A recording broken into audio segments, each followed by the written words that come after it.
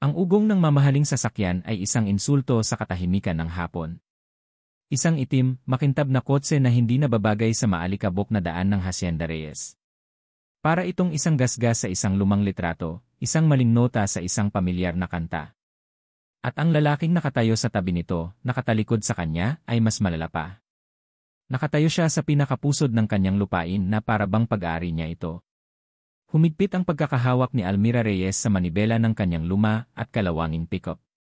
Naramdaman niya ang panginginig ng kanyang mga kamay, isang panginginig na nagsimula kaninang umaga pa, pagkatapos ng tawag mula sa bangko. This is our final notice, Almira Reyes. 3 araw. Kung hindi, mapipilitan na kaming Hindi na niya pinatapos ang sinabi ng babae sa kabilang linya. Alam na niya. Alam na niya ang kasunod. Ang salitang iyon na nagpapakulo ng kanyang dugo at nagpapalamig sa kanyang mga buto. Foreclosure. At ngayon, heto na. Isang buitreng nakadamit ng libu-libong piso, handa ng manuklaw. Pinatay niya ang makina ng pickup. Ang biglaang katahimikan ay mas nakakabingi. Dahan-dahan siyang bumaba, sinadya ang bawat hakbang para hindi marinig ang kalabog ng kanyang dibdib. Dumampot siya ng isang sanga ng kape sa gilid ng daan, isang bagay na mahahawakan, isang bagay na totoo sa gitna ng bangungot na ito. Lumapit siya, ang putik sa kanyang bota ay dumidikit sa bawat yapak. Anong ginagawa mo rito? Tanong niya. Ang boses niya ay kasing tigas ng tuyong lupa ng tag-init. Dahan-dahang lumingon ang lalaki. At sa isang saglit, natigilan si Mira. Hindi ito ang inaasahan niya. Hindi ito isang matandang abogadong nakauniporme o isang ahente ng bangko na may pekeng ngiti. Bata pa ito. Marahil ay kasing edad niya. Matangkad, balingkinitan ang katawan, at nakasuot ng puting polo na tila hindi pa nadadapuan ng alikabok sa buong buhay nito. Ang buhok niya ay magulo sa paraang halatang sinadya. At ang kanyang mga mata nang ungusap ang mga yon, puno ng isang bagay na hindi mabasa ni Mira. Tiningnan siya ng lalaki mula ulo hanggang paa. Mula sa kanyang buhok na nakatali ng simple, sa kanyang mukhang pinaso ng araw, hanggang sa kanyang pantalon at damit na may mga mansa ng lupa, at sa wakas, sa kanyang mga botang nababalot sa putik ng Hacienda Reyes. Isang bahagyang ngisi ang sumilay sa labi ng lalaki. Isang ngising nakainsulto. Magandang hapon din sayo, ma'am, sabi nito, ang boses ay kalmado at may halong paglalaro. Kumulo ang dugo ni Mira. Ang kapal ng mukha. Pagkatapos niyang marinig ang banta ng bangko, pagkatapos ng mga gabing hindi siya makatulog sa pag-aalala, ito ang haharap sa kanya. Isang mayabang na lalaking tila namamasyal lang. Hindi ako nakikipagbiruan, mariing sabi ni Mira, itinaas niya ng bahagya ang hawak na sanga ng kape. Tinanong kita. Anong ginagawa mo sa lupain ko? Muli siyang tiningnan ng lalaki, at sa pagkakataong ito, ang tingin niya ay bumaba sa makintab niyang sapatos na gawa sa balat. Itim, walang bahid ng alikabok, tila isang hiyas sa gitna ng bukirin. Hindi bagay dito ang makintab mong sapatos, dagdag ni Mira, hindi napigilan ang pait sa kanyang boses. Ang amoy ng lupang ito, amoy ng pawis at dugo ng mga ninuno ko. Isang bagay na hindi mo kailanman maintindihan. Hindi ninyo maintindihan, gusto niyang isigaw. Hindi ninyo alam kung anong pakiramdam na unti-unting kinukuha sa iyo ang lahat ng ipinaglaban ng pamilya mo. Inaasahan ni Mira na magagalit ang lalaki, o kaya ay magmamataas at ipapakita ang kanyang business card. Ngunit hindi. Tumawa ito ng bahagya. Isang tawang hindi malakas, pero sapat na para maramdaman ni Mira ang bawat patak ng pang-insulto. May punto ka dyan, sabi ng lalaki, tila sumasang-ayon pa. Medyo maputik na. Umalis ka na, utos ni Mira. Kung sino ka man na pinadala ng bangko, sabihin mo sa kanila na hindi ko isusuko ang Hacienda Reyes ng walang laban. Bumalik kayo kasama ang mga abogado ninyo. Haharapin ko kayo. Nawala ang ngisi sa mukha ng lalaki. Napalitan niyo ng pagkalito. Bangko? Anong sinasabi mo? Huwag ka nang magkunwari, sigaw ni Mira, ang panginginig ng kanyang mga kamay ay lumipat na sa kanyang boses. Alam ko kung bakit ka narito. Para tingnan ang lupain na kukunin niyo. Para sukatin ang bawat puno ng kape na pinaghirapan namin. Kaya umalis ka na bago pa may magawa kung hindi mo magugustuhan. Tinitigan siya ng lalaki ng matagal. Ang mga mata nito ay tila sinusuri ang kanyang kaluluwa, hinahanap ang pinagmumulan ng galit na bumabalot sa kanya. Sa wakas, tumango ito ng dahan-dahan. Okay, sabi nito sa mahinang boses. Aalis na ako. Hindi na ito nagsalita pa. Tinalikuran niya si Mira at pumasok sa kanyang kotse. Ang pagsara ng pinto ay nag-iwan ng isang malakas na tunog sa katahimikan. Pinaandar niya ang makina, at sa isang iglap, umalis na ang itim na sasakyan, nag-iwan ng alapaap ng alikabok. Naiwan si Mira na nakatayo roon, humihingal. Nanginginig ang buong katawan niya. Nanghina ang kanyang mga tuhod at napaupo siya sa lupa, hindi alintana ang putik. Doon lang bumuhos ang mga luhang kanina pa niya pinipigilan. Nawala ang tapang. Nawala ang galit. Ang natira ay ang hubad na katotohanan, takot na takot siya. Matapos ang ilang sandali, pinilit niyang tumayo. Kailangan niyang maging matatag. Para sa alaala ng kanyang ama. Para sa mga trabahador na umaasa sa kanya. Habang naglalakad siya pabalik sa kanyang pickup, may napansin siyang isang bagay sa lupa, kung saan nakatayo kanina ang lalaki. Isang itim na kwaderno. Isang sketchbook. Dinampot niya ito. Balat ang pabalat, simple pero mukhang mamahalin. Ang unang pumasok sa isip niya ay itapon ito. Isang paalala ng mayabang na lalaking iyon. Ngunit nanaig ang kanyang kuryosidad. Binuklat niya ang unang pahina. At napigil niya ang kanyang paghinga. Hindi ito listahan ng mga ari-arian o mga numero mula sa bangko. Ito ay isang drawing. Isang napakagandang drawing ng isang bulaklak ng kape, bawat talulot ay iginuhit ng may pambihirang detalye. Sa gilid, may mga sulat kamay na nota, the fragility of the petals versus the strength of the bean.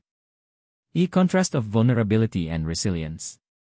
Binuklat niya ang sunod na pahina. Isang drawing naman ng mga kamay ng isang magsasaka, magaspang at kulubot, pero hawak ang mga butil ng kape na parang mga hiyas. Sunod na pahina, isang tanawin ng buong bukirin sa ilalim ng papalubog na araw, ang mga kulay ay tila sumasayaw sa papel. Bawat pahina ay isang pagpupugay sa Hacienda Reyes. Bawat guhit ay puno ng paghanga at paggalang. Napayuko si Mira at naramdaman niya ang unti-unting pag-init ng kanyang mga mata. Napakagat siya sa kanyang labi. Hindi ito ang gawa ng isang maniningil. Hindi ito ang gawa ng isang kaaway. Ito ay gawa ng isang taong nakakakita ng ganda sa lugar na akala niya ay mamamatay na. At sinigawan niya ang taong iyon.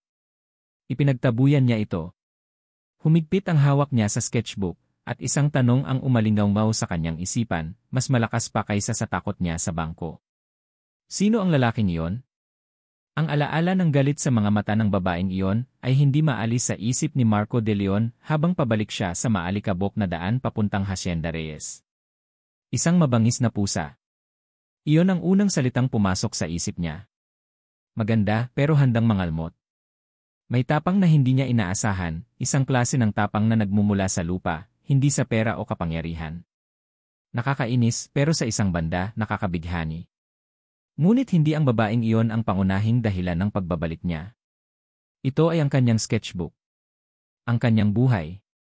Ang kaluluwa ng kanyang bagong koleksyon ay nasa mga pahina niyon. Habang nagmamaneho siya, tumunog ang kanyang cellphone. Nanay calling. Napabuntong hininga si Marco bago sagutin. Ma? Marco, anak. Nasaan ka? Ang boses ni Eliza de Leon ay kasing kinis ng seda, pero may bigat ng bakal.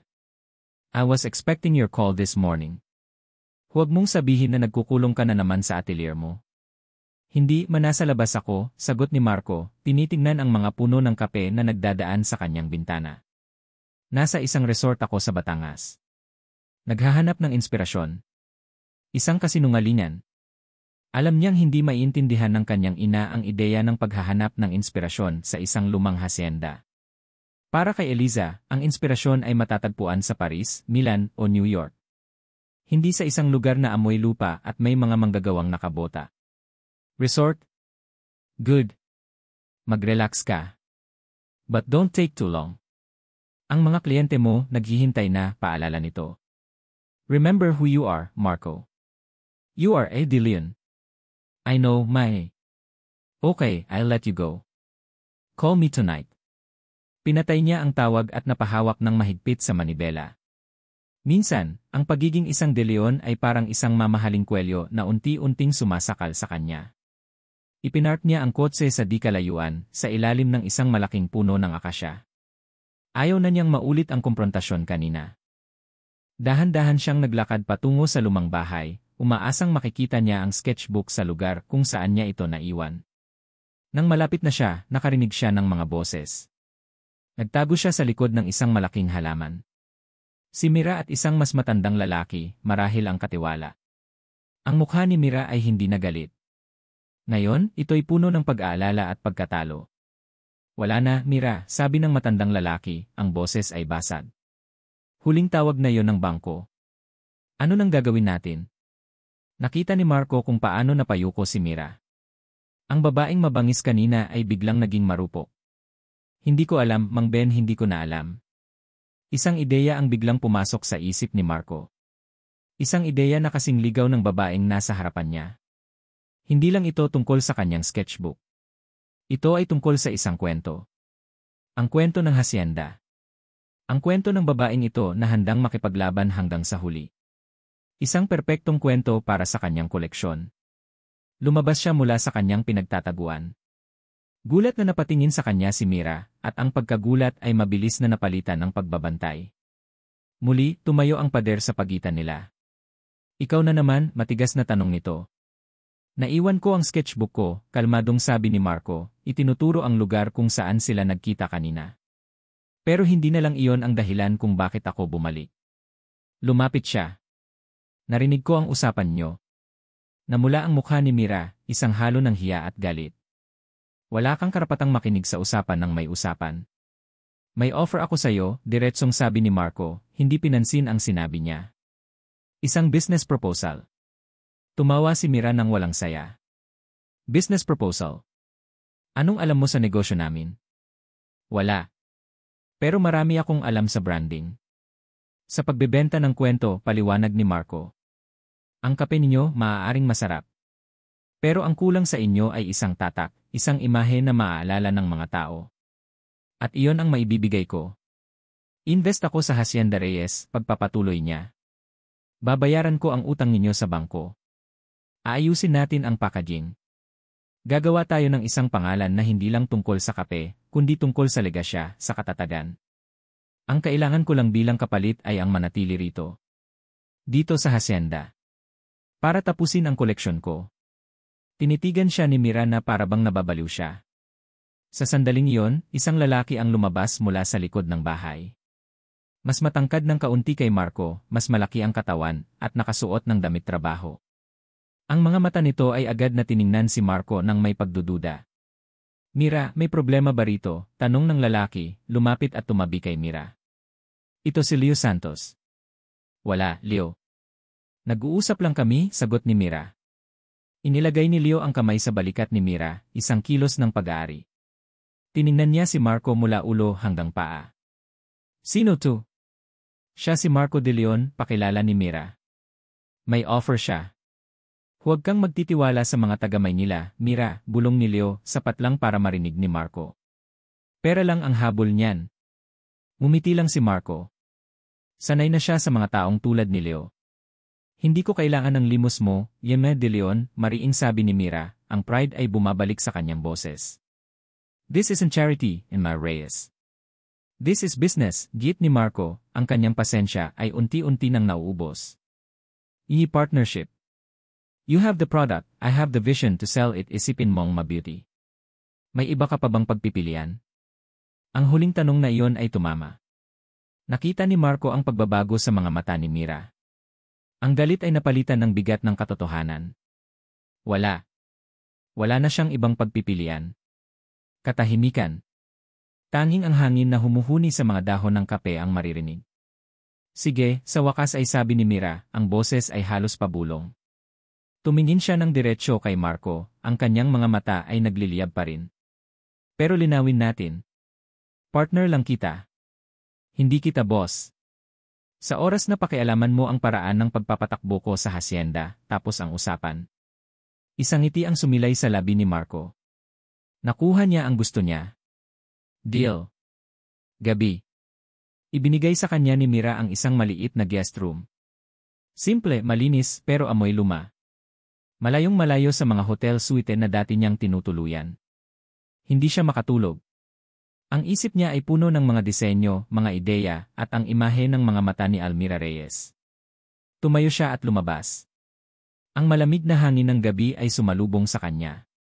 Naglakad siya papunta sa taniman ng kape, ang liwanag ng buwan ang tanging ilaw niya. Ang katahimikan dito ay iba. Hindi ito ang katahimikan ng isang saradong kwarto sa syudad. Ito ay isang katahimikang buhay, puno ng tunog ng mga kuliglig at ng amoy ng lupa. Tumingala siya sa buwan. Sa unang pagkakataon sa loob ng mahabang panahon, hindi niya naramdaman ang bigat ng pagiging isang de Leon. Hindi niya naramdaman ang pressure mula sa kanyang ina o sa kanyang mga kliyente. Dito, sa gitna ng lupain ng isang babaeng galit sa kanya, naramdaman niya ang isang bagay na matagal na niyang hinahanap. Kapayapaan. At isang kakaibang pakiramdam ng pag-iisa na tila ang buong hasyenda lang ang nakakaunawa. Ang pagkakaroon ni Marco de Leon sa Hacienda Reyes ay parang isang batong itinapon sa isang tahimik na lawa. Ang mga alon na nilikha nito ay umabot sa bawat sulok ng buhay ni Almira. Ang umaga ay nagsisimula na ngayon sa tunog ng kanyang pagtatalo sa lalaking iyon. Kailangan nating baguhin ang proseso ng pag-ferment, sabi ni Marco isang araw habang nasa processing area sila, hawak ang isang tasa ng kapeng bagong timpla. Nakasuot siya ng malinis na puting shirt at maong, pero para pa ring modelong naligaw sa bukid. Ano nang mali sa proseso natin? Mataray na tanong ni Mira. Ito ang proseso na ginagamit ni Itay mula pa noong una. Ito ang nagbigay sa atin ng pangalan. Exactly, sagot ni Marco, tinitikman ang kape. Ito ay proseso ng dati. Ang market na yon, naghahanap sila ng mas complex na flavor profiles. Honey processing, anaerobic fermentation. Kailangan nating mag-eksperimento. Pakiramdam ni Mira, sinisipa siya sa dibdib. Ang bawat mungkahi ni Marco, gaano man kahusay pakinggan, ay parang isang pagpuna sa lahat ng pinaniniwalaan niya, sa lahat ng ipinamana sa kanya ng kanyang ama. Para bang sinasabi nito na hindi sapat ang lahat ng ginawa nila noon. Hindi ito isang laboratorio, yan de Leon, mariing sabi ni Mira. Isa itong hasyenda. May mga tradisyon kami rito. Ang tradisyon na hindi nagbabago ay namamatay, ni Reyes, ganti ni Marco, ang kanyang mga mata ay seryoso. Hindi ko sinasabing mali ang ama mo. Sinasabi ko lang, kailangan nating dalhin ang legasya niya sa susunod na antas. Bago pa makasagot si Mira, isang boses ang bumasag sa kanilang tensyon. Anak, anong susunod na antas ang pinagsasabi mo dyan? Sabay silang napalingon. Isang babae ang nakatayo sa may pintuan. Nakasuot ng kulay krema na pantsuit, perpekto ang pagkakaplansa. Ang buhok niya ay nakaayos sa isang eleganteng buwan, at ang kanyang mga alahas ay kumikinang kahit sa madilim na sulok ng bodega. Walang bakas ng alikabok sa kanyang kasuotan, walang bakas ng pagod sa kanyang mukha. Tila isa siyang aparisyon mula sa ibang mundo. Si Eliza de Leon. Nakita ni Mira ang pagkagulat sa mukha ni Marco. Ma? Anong ginagawa niyo rito? Hindi mo sinasagot ang mga tawag ko, kaya naisip kong ako na lang ang pumunta, sabi ni Eliza, ang ngiti sa kanyang labi ay hindi umabot sa kanyang mga mata. Naglakad siya palapit, ang kanyang mamahaling takong ay tumutunog sa sementadong sahig. At doon, tiningnan niya si Mira. Mula ulo hanggang paa. Isang tingin na tila sinusuri ang presyo ng bawat hibla ng kanyang damit. Naramdaman ni Mira na para siyang isang insekto sa ilalim ng mikroskopyo. Agad siyang nahiya sa kanyang suot na luma at may mansang damit. So, ito pala ang resort mo, sabi ni Eliza, ang tingin ay bumalik kay Marco, puno ng pagkadismaya. At ikaw naman siguro si Emil Reyes? Tumango lang si Mira, hindi makapagsalita. Ang aura ng babaeng ito ay nakakapanliit. Maiwan niyo muna kami ng anak ko, utos ni Eliza, hindi tanong. Walang nagawa si Mira kundi tumalikod at lumabas, pero hindi siya lumayo. Sumilip siya sa siwang ng pinto. Nakita niya kung paano nagbago ang tindig ni Marco. Ang lalaking mayabang at puno ng kumpiyansa kanina ay tila isang batang pinapagalitan. Ano tong kalokohan na to, Marco? Narinig niyang bulong ni Eliza, ang boses ay mababa pero puno ng otoridad. Isang designer na tulad mo, naglulublob sa putikan kasama ng isang magsasaka. Nakalimutan mo na ba kung sino ka? Kung saan ka nanggaling? Ma, this is business. May potensyal ang lugar na to, pagtatanggol ni Marco sa sarili. Potensyal. Ang nakikita ko lang ay dumi at kahirapan. Ang uri ng buhay na pinaghirapan nating takasan, tumaas ang boses ni Eliza. Tatapusin mo na tong kabaliwan na to at sasama ka sa aking pabalik ng Maynila. Ngayon din eh. Hindi, Mariing, sabi ni Marco. May kasunduan kami ni Mira. At tatapusin ko ang sinimulan ko. Natahimik si Eliza.